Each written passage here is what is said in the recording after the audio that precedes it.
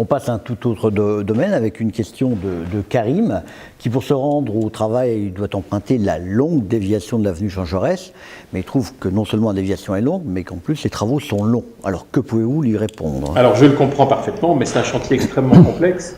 L'avenue Jean Jaurès est faite en 3 phases, puisqu'elle descend à l'entrée du centre-ville, place Victor Hugo, et elle remonte jusqu'à la limite de Mardeuil. Donc toute cette année, depuis le mois de janvier, nous avons attaqué la partie centrale des travaux, et les travaux se termineront fin juin, tout début juillet au plus tard, sur la partie haute de l'avenue.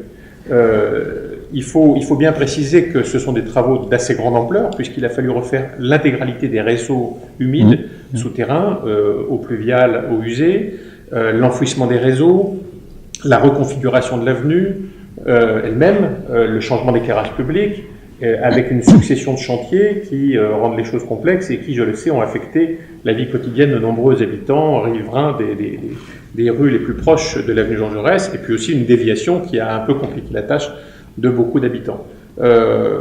Les choses avancent bien, on est dans les délais qui avaient été prévus initialement, ce qui n'est pas évident sur un chantier de cette importance, et dès la mi-décembre, une remise en circulation partielle interviendra sur la partie basse de l'avenue. La partie haute des travaux n'étant pas encore terminée, évidemment, c'est cette partie qui nous empêchera d'avoir un axe fluide vers Mardeuil et vers donc Paris, et jusqu'à la fin demeurera cette déviation qui permet à tous les trafics entrants et sortants de pouvoir partir d'Épernay ou rentrer à Épernay. Encore une fois, je remercie beaucoup l'ensemble des habitants de ce quartier d'avoir supporté ces travaux. Pour certains d'entre eux, ça a été un grand calme et ils y aspiraient.